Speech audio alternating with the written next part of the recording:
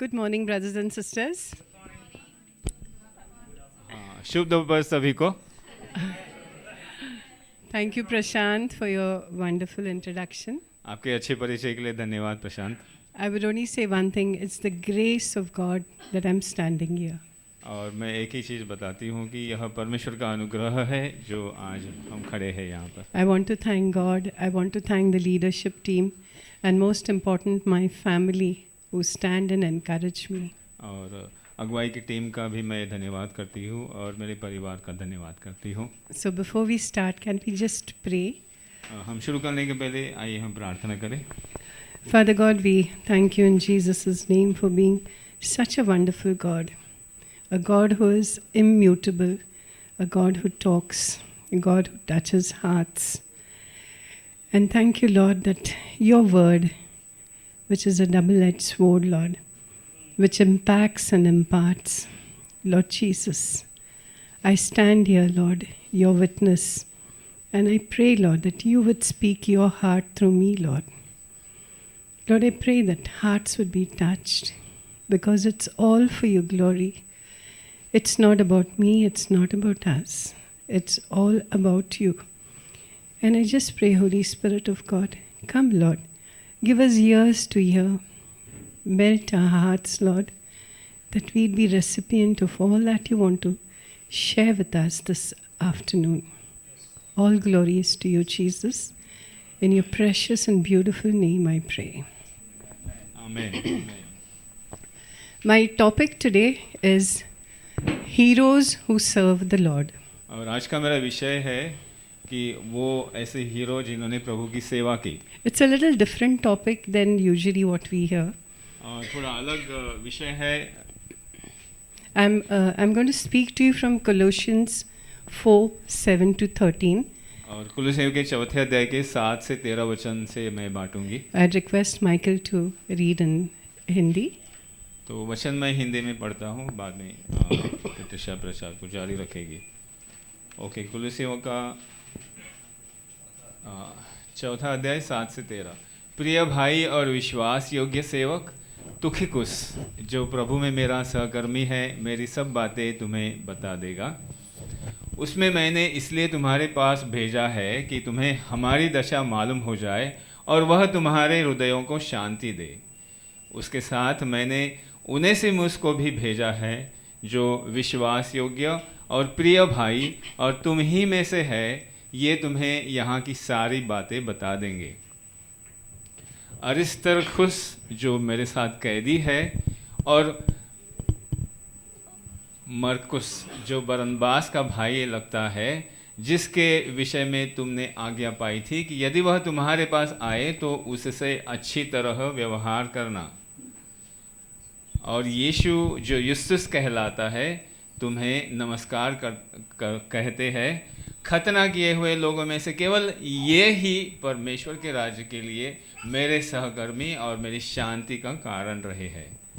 Epaphras, जो तुम में से है और मसीह यीशु का दास है, तुम्हें नमस्कार कहता है और सदा तुम्हारे लिए प्रार्थनाओं में प्रयत्न करता है, ताकि तुम सिद्ध होकर पूर्ण विश्वास के साथ परमेश्वर की इच्छा पर स्थिर हो। I was reading this. मैं उसका गवाह हूँ कि वह तुम्हारे लिए और लौदीकिया और हिरापोलिस वालों के लिए बड़ा परिश्रम करता रहता है। Thank you, Michael. I was reading from Colossians 4:7 onwards, where Paul speaks. और मैं कुलुस्सियों के चौथे अध्याय के 7वें वचन पर आई और देखा कि पौलुस इन लोगों के बारे में बताता है। And he speaks about Tychicus, और वो Onesimus, Aristarchus, Justus, Epaphras, and others. और वो हालांकि इन लोगों के बारे में बात करता है, जैसे तिखुकुस, उनेसिमुस, या मैं इंग्लिश में बोलता हूँ, अरिस्टार्कस, Justus, एपाफ्रस। Sorry for the pronunciation. The work they did for Paul or the kingdom extension, which is mentioned here, और जो काम उन्होंने परमेश्वर के राज्य को बढ़ाने के लिए किया वो यहाँ पर लिखा है। they knew the Lord and through Paul could serve effectively in the kingdom. और वो परमेश्वर को जानते थे और पौलुस के साथ वो काफ़ी प्रभावशाली तरीके से परमेश्वर के राज्य को बढ़ा रहे थे। Who are these characters in the Bible? और बाइबल में ये कौन से हैं जो ऐसे किरदार है, I wanted to know more about them और मैं जानना चाहती हूँ उनके बारे में अधिक, and felt like these names seemed like some unsung heroes. और ऐसा मैंने सोचा और देखा कि ये जाने पहचाने नहीं है, शायद मालूमात वाले लोग नहीं है। They are not so prominent who do not easily take credit. They work for the Lord, but in God's sight, they are sure heroes. और वो ज़्यादा प्रसिद्ध या मशहूर लोग नहीं हैं, वो परमेश्वर के लिए कार्य करते हैं लेकिन पहचाने नहीं हैं। When we look at the Bible heroes, और जब हम बाइबल में देखते हैं हीरो, ऐसे महान लोग, our minds are naturally attracted to Abraham, Noah, Paul. और हमारा जो मन है वो इन नामों पर आता है, जैसे अब्राहम है या पौलुस है या और बड़े नाम। These are men of God who have done big feats for the Lord. और ये ऐसे लोग हैं जिन्होंने परमेश्वर के लिए बड़े बड़े कार्य किए हैं। But today, when I'm implying heroes, I'm not implying these big names. लेकिन आज जब मैं अभी इन नामों को ले रही हूँ तो वो ऐसे बड़े नामों में से नहीं है, But men and women who we don't talk much about or hear about them. या ऐसे लोग हैं जिनके बारे में हम ज़्यादा सुनते नहीं हैं या ज़्यादा बातचीत भी नहीं होती है। Nevertheless, their names are in the Bible. हालांकि उनके नाम बाइबल में दर्ज है। I'm sure, brothers and sisters, in our world today, there is appreciation for people who change the course of history. और आज दुनिया में जहाँ हम रहते हैं, जो लोग इतिहास बनाते हैं उनको अक्सर हम लोग श्रेय देते हैं, Or make an impact or make footprints that others can walk in it. या वो ऐसे प्रभाव डालते हैं या ऐसे पैरों के निशाने बनाते हैं जिसमें दूसरे लोग चल सकते हैं। I want to run you through some Bible characters, unknown role models. I want to get them to light today. और ऐसे ही कुछ लोगों के बारे में आज बताऊंगी, And they who inspire to take actions that improve your and my lives. और वो ऐसा कुछ करते हैं जिसके द्वारा हम उनके जीवन को देखकर प्रोत्साहित हो जाते हैं। Their names don't easily come on our lips, but these men and women make profound and positive impact on the course of history. और उनके नाम भले नहीं मालूमात के हैं, फिर भी वो समाज पर या लोगों पर ऐसा सकारात्मक प्रभाव डालते हैं और वो एक प्रकार से इतिहास बनाते हैं। They can even go unrecognized, and let's see what we can learn from them. शायद लोग उन्हें पहचाने नहीं, लेकिन हम आज सीखेंगे उनसे, हम कुछ सीख सकते हैं। We begin with Colossians 4, where Apostle Paul lists 10 less familiar names from the earlier church. हम कुलुस्सियों 4 में देखते हैं कि प्रेरित पौलुस है, वो ऐसे 10 नामों के बारे में जो शुरुआत की कलीसिया में थे वहाँ पर बात करता है। Paul reminds me through this that some Christians who quietly pray play important roles in the kingdom of God and bless lives. और पौलुस मुझे याद दिलाता है कि ऐसे लोग जो शांत रीति से कार्य करते हैं और काफ़ी प्रभाव डालते हैं परमेश्वर के राज्य में लोगों के जीवनों में। Let's look into some of their names. आइए उनके कुछ नामों पर हम देखें। He mentions Tychicus.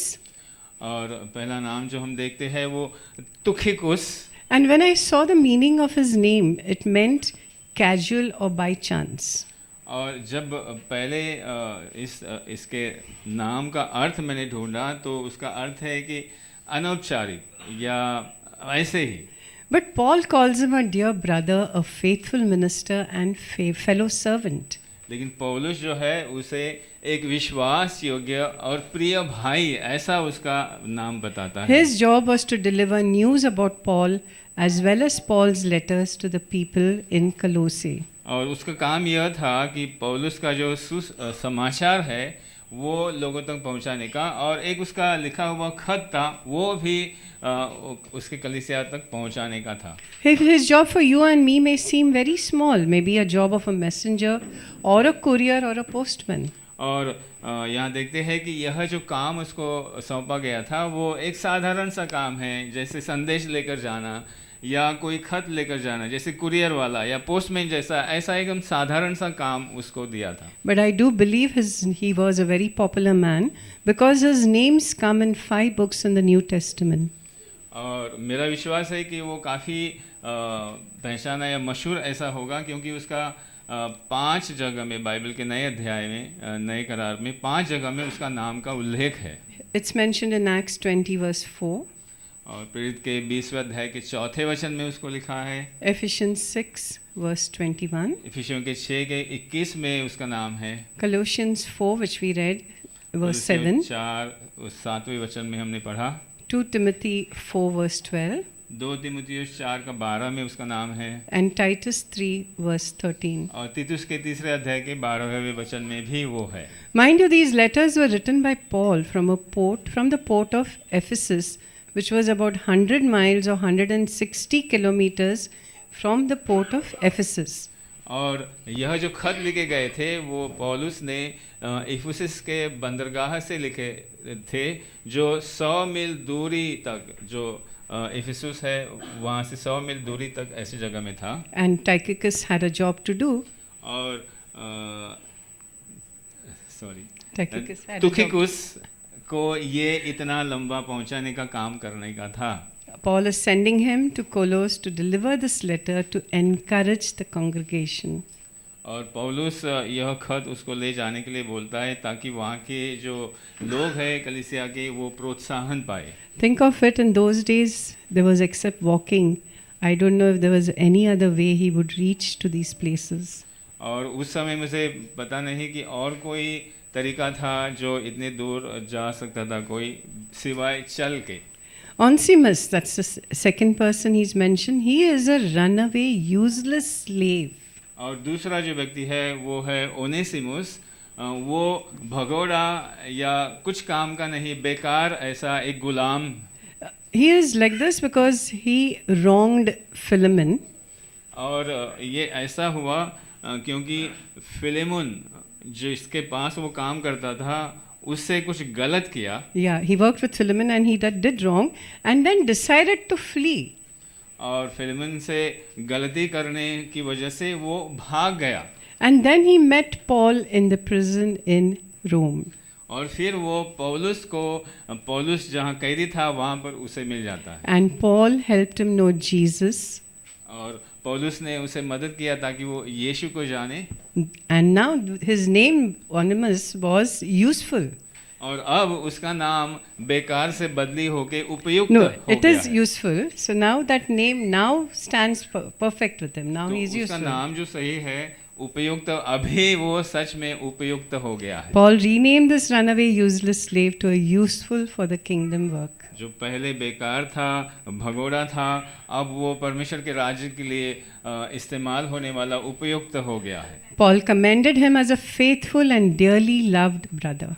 और पौलुस ने उसकी प्रशंसा की, यह कहते हुए कि बहुत ही प्रिय है और विश्वास योग्य है। He is one among you, he says. वो आप में से एक है, ऐसा पौलुस ने कहा।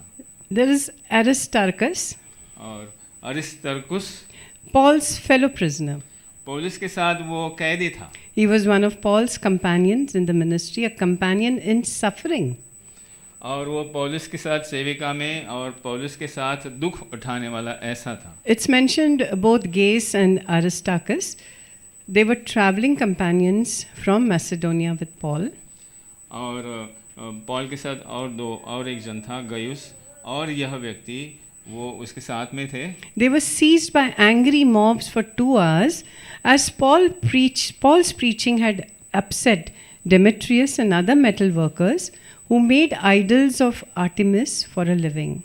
और ऐसा हुआ कि पौलुस वहाँ पर प्रचार करता था और उस प्रचार की वजह से वहाँ पर एक डिमित्रियस करके था, वो सोनार था और एक देवता की मंदिर बनाता था और उसके लोगों को काम दिलाता था, वो गुस्सा हो गया और वहाँ के लोग गुस्सामंद हो गए। This too, they stayed focused on the kingdom regardless of the consequence. और हालांकि उनको बहुत पीड़ा सहनी पड़ी, लेकिन उसके बावजूद उन्होंने अपना ध्यान परमेश्वर की ओर ही रखा। Those 2 hours of them being in sort of a cell that was held by a city clerk who came and got the crowd dispersed. और वहाँ जब वो दंगा हुआ तो वहाँ पर एक शहर में एक का क्लर्क था, उसने उस भीड़ को यहाँ वहाँ कर दिया, उनको फैलाया। One more interesting character was Justus. और एक बहुत ही दिलचस्प किरदार है, उसका नाम है यूस्तुस। He willingly set aside his identity twice to spread the gospel. उसने अपनी पहचान 2 बार विशेष रूप से खो दी, मतलब यूस्तुस नहीं कहलाया बल्कि। So I was wondering why he did that. और मैं सोच रही थी कि ऐसा क्यों उसने किया। First, though his name was Jesus, mind you, his name was Jesus. और उसका सही में नाम था यीशु, But he went to the name Justus properly to avoid confusion with Jesus who he was proclaiming.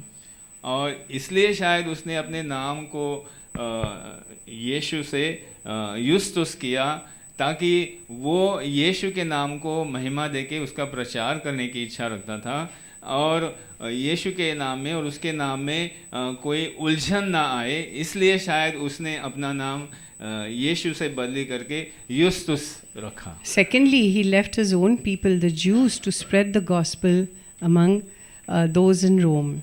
और दूसरी बात, उसने अपने लोगों को छोड़कर वो रोम के देश के लोगों को सुसमाचार या परमेश्वर की बातें बताने के लिए वो गया। He grounded his identity in Jesus Christ. उसने अपनी पहचान यीशु में पक्की की थी। In Colossians 4, Paul clearly values all these men and women and their services. और कुलुसियों के 4थे अध्याय में पौलुस जो है यह स्त्रियां और पुरुष उनको एक प्रकार से सराहता है। He's speaking of these men and says they are dear brothers, faithful, hardworking, whom he can vouch for, and fellow servants in the Lord. और पौलुस कहता है कि ये मेरे सब बहुत प्रियजन हैं, और मेरे भाई हैं, मेरी बहनें हैं, विश्वास योग्य है, बहुत मेहनत करते हैं, और उन पर मैं भरोसा कर सकता हूँ परमेश्वर की सेवा के लिए। That they stand firm in the will of God, mature and fully assured. और वो परमेश्वर में एकदम स्थिरता से खड़े होते हैं, और वो परिपक्व है और विश्वास योग्य है। They were available and gave their time for the work of God. और वो जब ज़रूरत पड़ते थे तब वो वहाँ थे, मौजूद थे, और सेकंड बात, They gave their time for the work of God. उन्होंने अपना समय जब ज़रूरत पड़ी तो अपना समय दिया। One thing I would also like to add that one of the greatest abilities for a person to possess is dependability. और लोगों में एक जो गुणवत्ता है वो ये है, जो होती है कि वो भरोसेमंद होना आवश्यक होता है। तो ये लोग सब भरोसेमंद थे। And I found all of them dependable. और मैंने देखा कि ये सब भरोसेमंद लोग थे। Now I turn to Romans 16 verse 1, the mention of a lady, Phoebe.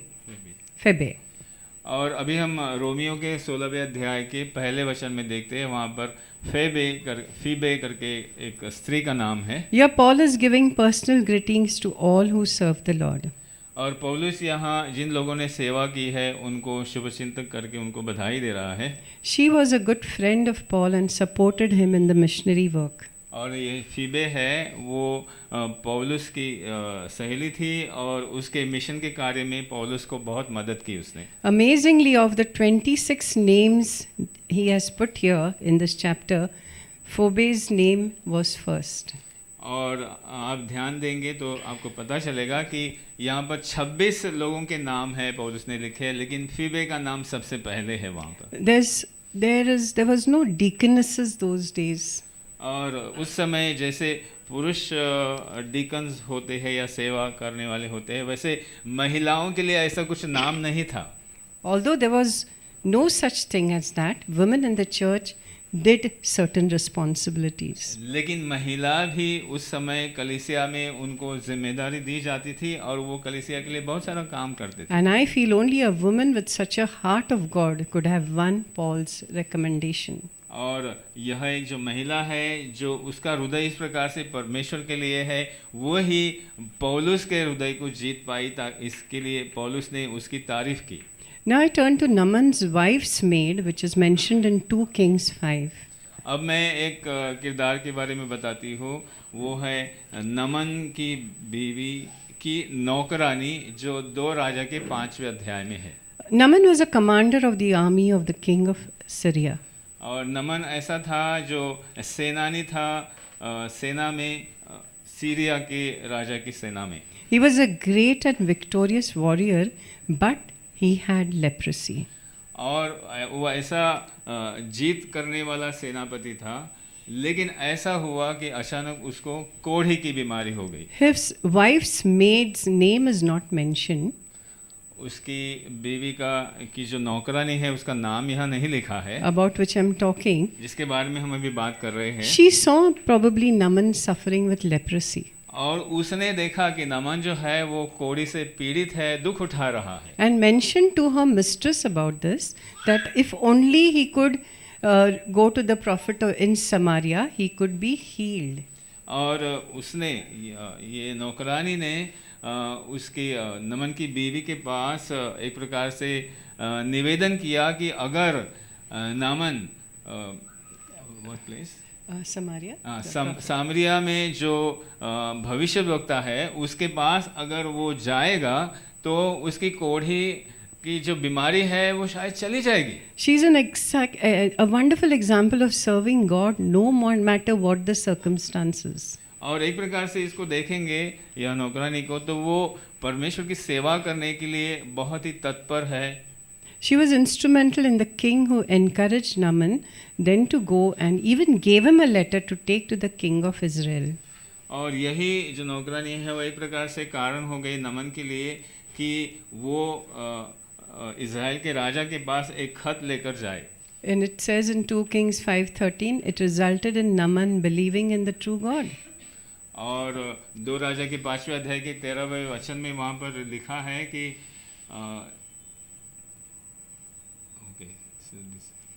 Yeah, 5:13. नामन जो है उसने जीवते परमेश्वर के, इज़राइल के परमेश्वर में अपना विश्वास डाल दिया। I've got the verse wrong. Naaman dipped himself 7 times in the muddy Jordan River. What a humbling time it must have been. हाँ, नमन ने That's the verse, sorry. नमन ने जाकर उसका स्वभाव थोड़ा घमंडी था, फिर भी उसने यर्दन नदी में जाके 7 बार डुबकी लगाई और वो चंगाई पाया। Amazingly, God healed him despite his attitude. और परमेश्वर ने उसे चंगा किया, उसका स्वभाव कैसा भी हो, लेकिन क्योंकि उसने वो नम्रता का काम किया, डुबकी लगाया और वो चंगा हो गया। The Bible says that Naaman's flesh was restored and became clean like that of a young boy.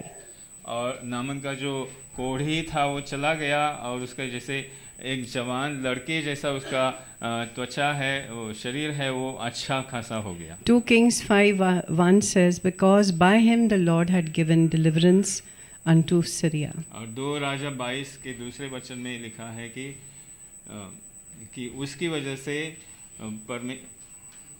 Deliverance. Syria से एक प्रकार से इजरायलियों को छुटकारा दिया। The next character I want to get across to you is Josiah. और अगला जो किरदार हम देख रहे हैं वो है योशिया।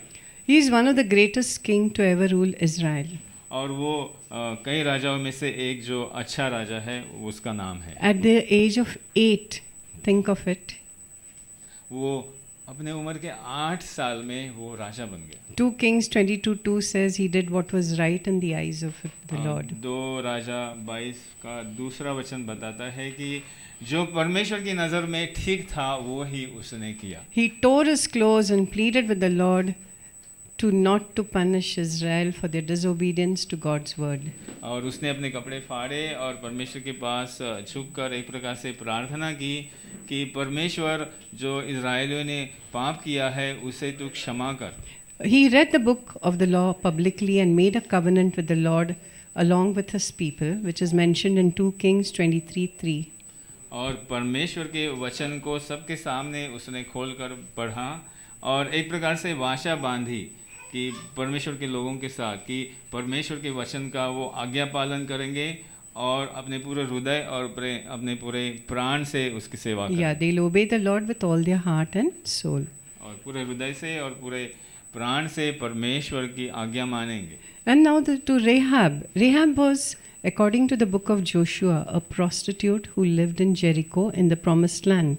और हम देखते हैं राहब ये यहोशू के किताब में दूसरे अध्याय में जिसका जिक्र किया है, और वह एक वेश्या थी जो यरीहो में जो परमेश्वर की भूमि थी उसमें वो थी, परमेश्वर की वाचा की भूमि थी, उसमें वो रहती थी। But with her profession, one would not talk about her.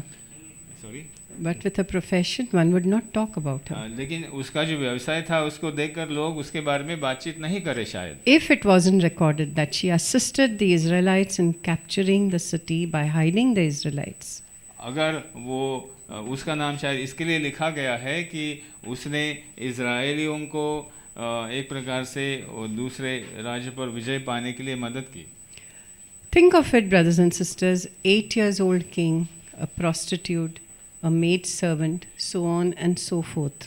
तो अभी हमने जो किरदार देखे उसमें से सोचो आप, जैसे 8 साल का राजा या एक बेश्या या एक नौकरानी या और दूसरे लोगों के बारे में हमने जो पढ़ा। What I personally learned from these Bible characters that it's not the status they had.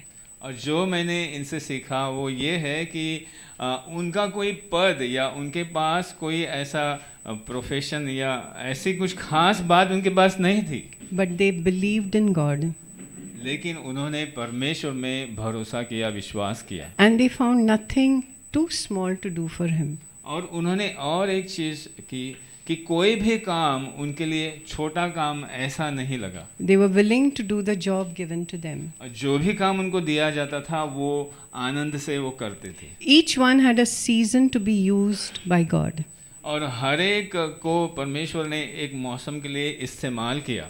And what was clear that they put aside even their status and obeyed God.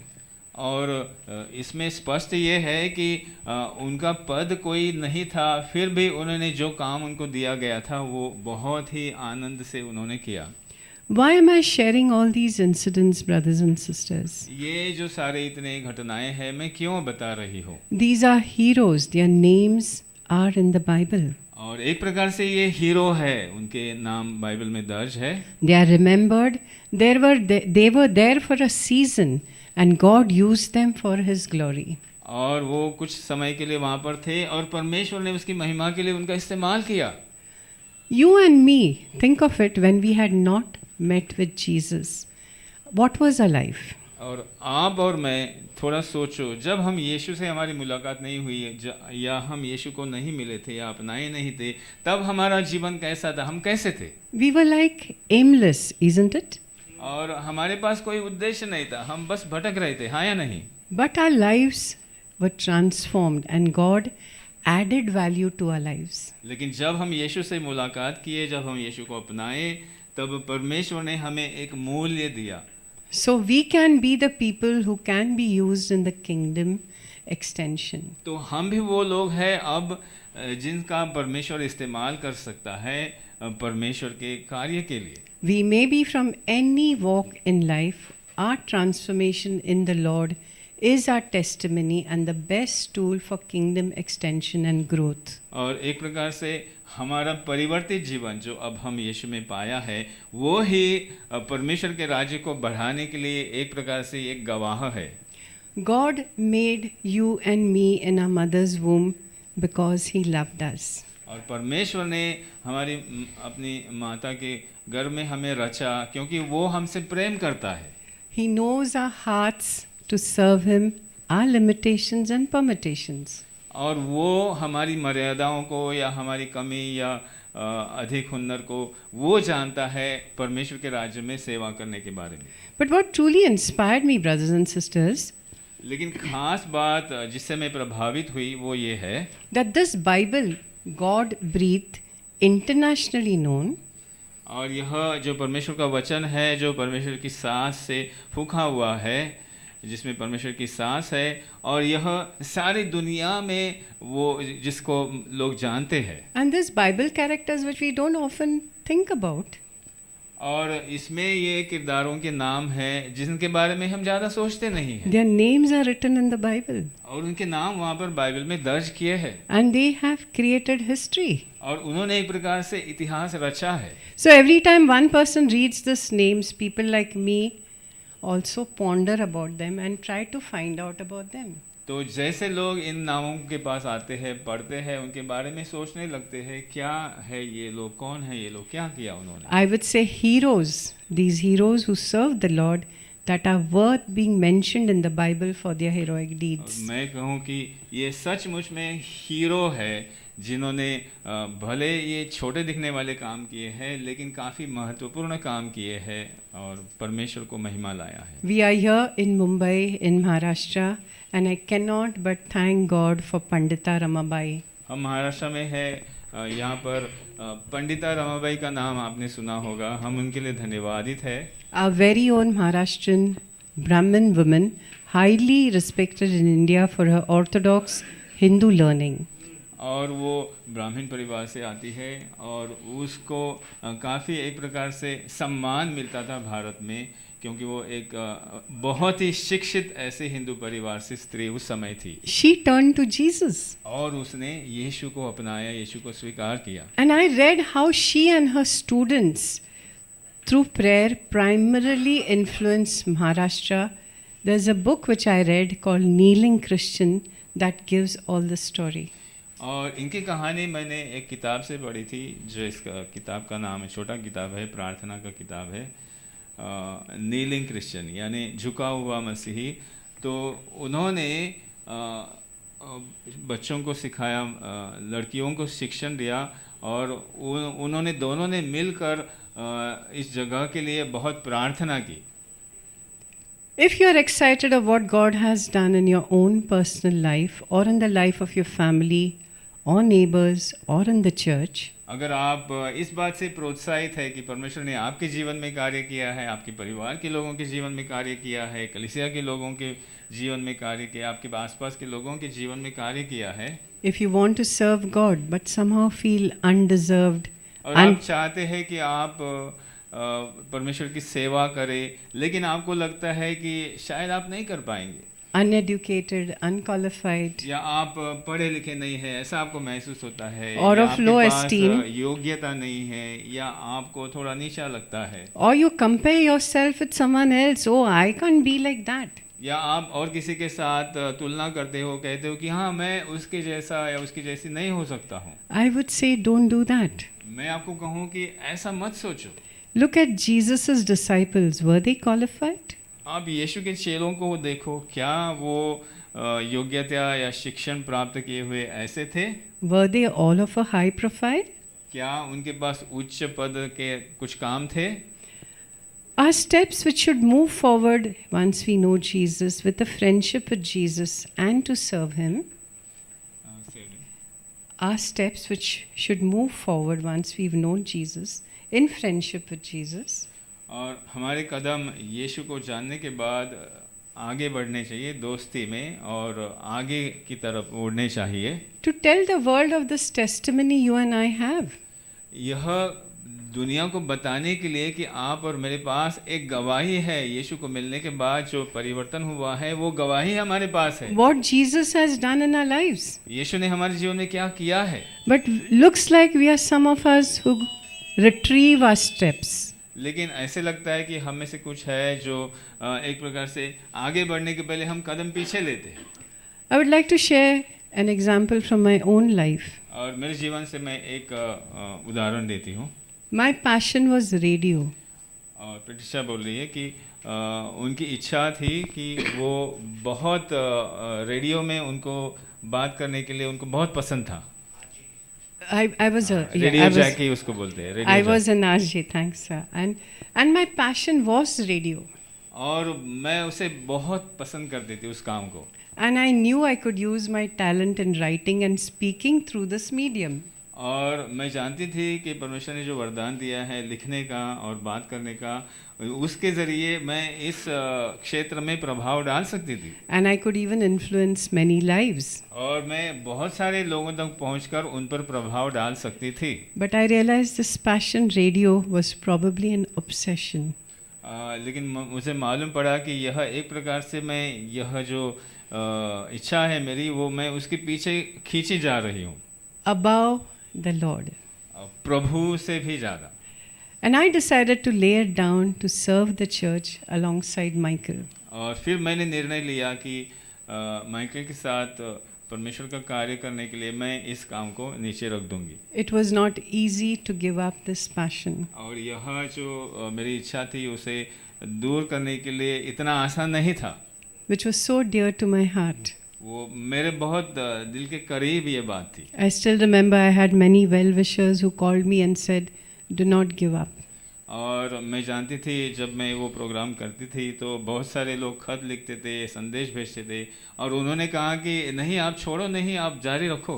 But I had decided to take a step for Jesus. लेकिन मैंने निर्णय लिया था यीशु के लिए मैं ये कदम उठाऊंगी। I want to tell my testimony to the world.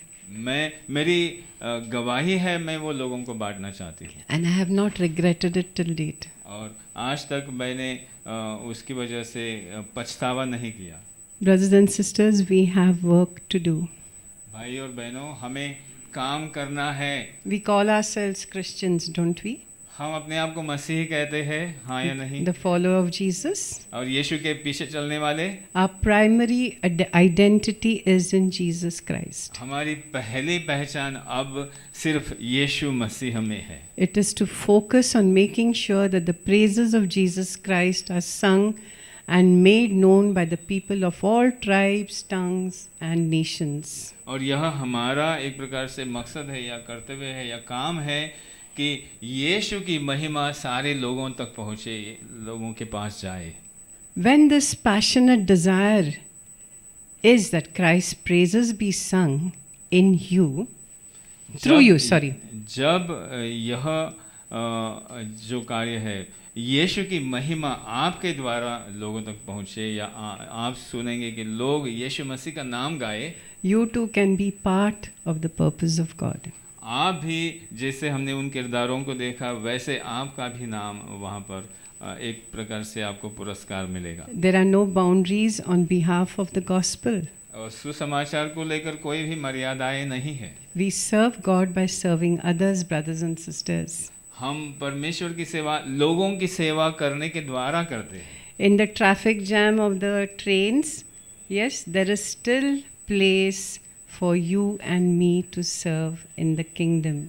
और हमारी निजी ज़िंदगी में जहाँ पर ट्रैफिक जाम है या कुछ गड़बड़ी है या कुछ रुकावटें हैं, हमारे लिए वो है कि हम लोगों की सेवा कर सकते हैं। If you are here today and listening to me, अगर आप यहाँ पर हैं और आज मुझे सुन रहे हो, you have a burning passion to serve God आपके पास आपकी इच्छा है कि आप परमेश्वर की सेवा करें and want to make Him known, you can do by serving Him. और आपकी इच्छा है कि आप उसकी सेवा करें और आप चाहते हैं कि उसकी सेवा करें परमेश्वर की, But you can restrict yourself or turn back by saying, या आप उससे थोड़ा पीछे हट सकते हैं और यह कहते हुए, What can God do with me? परमेश्वर मेरे द्वारा क्या करेगा। Today I would say to all of us, don't give up. मैं आज आपको बताऊं, इस बात में आप पीछे नहीं हटना। 2 Chronicles 15 verse 7 says, He has plans for each one of us. और 2 इतिहास के 15वें अध्याय के 7वें वचन में कहता है कि उसने हमें ढाढ़स दिया है। And He has plans for each other, but you take courage, do not let your hands be weak, for your work shall be rewarded. और आप हिम्मत ना हारो, उसकी आपके लिए योजना है, आप उसमें जाओ, आपको पुरस्कार दिया जाएगा। Maybe our names, it's late for the Bible to write it. Sorry? maybe our names. It is late for the Bible to write it, शायद हमारे नाम बाइबल में नहीं दिखाई देंगे, but your and my rewards are stored in heaven. लेकिन आपके और मेरे पुरस्कार स्वर्ग में वहाँ पर लिखे जा रहे हैं। In Colossians 4, verses 2 and 6, Paul lays down 3 important principles for showing or sharing the gospel. और 2-3 मिनट लगेगा, चलेगा? Yeah. या सही लगेगा। In Colossians 4, 2 and 6, Paul lays down 3 important principles. कुलुस्सियों के चौथे अध्याय के 2 से 6 वचन में पौलुस कुछ 3 महत्वपूर्ण बातें बताता है। First, he says we should talk to God. पहली बात है कि पौलुस बताता है कि हमें परमेश्वर से बातचीत करनी चाहिए। That is, pray उसका मतलब प्रार्थना। before we talk to others. हम दूसरों को बोलने से पहले, दूसरे से बातचीत करने के पहले परमेश्वर से प्रार्थना कीजिए। Second, I would say talk and also walk and walk. और दूसरा मैं कहूँ, आप बातचीत करो, लेकिन आप बातचीत का जो बोल रहे हो वो कार्य में भी करो, चलो भी उसको लेकर। Third, he says we should spread the word clearly, would also mean to cease from unrighteousness and develop the characteristics of Jesus Christ. और तीसरी बात है कि we should spread the word, जो परमेश्वर का वचन है उसको हम फैलाए और हम जो अधर्म के काम हैं उससे हम दूर हो जाए और यीशु जैसा स्वभाव हमारा हो जाए, उसके लिए हम कार्य करें। If you think you like teaching, अगर आपको लगता है कि आपको किसी को शिक्षा देना या शिक्षण देना अच्छा लगता है, go to other churches, या दूसरी कलीसियाओं में जाके आउटरीचेस में जाने को अच्छा लगता है, serving with your talents and skills, या आपके पास जो वरदान दिया है, हुनर दिया है, उसका आपको इस्तेमाल करना है, you have hospitality, खातिरदारी करना है, you are a giver, या आपको देना पसंद है, you love music, या आपको म्यूजिक में आपको पसंदती है, you love praying, आप प्रार्थना करने को आपको अच्छा लगता है, and are passionate to serve the Lord, और आप परमेश्वर को सेवा करने के लिए बहुत जोशीले हो, then you and I qualify to serve the Lord. फिर आप और हम परमेश्वर की सेवा करने के लिए योग्य है। Like these men and women of God, you can serve faithfully in any circumstance. आप कोई सी भी स्थिति में इन लोगों की तरह परमेश्वर की सेवा कर सकते हैं। Now I just want to do something with you. It's more like an experiment. It will just take 2 minutes. Yeah.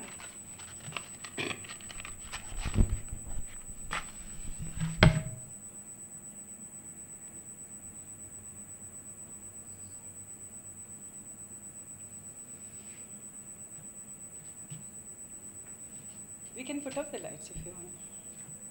This was you and me. This was you and me.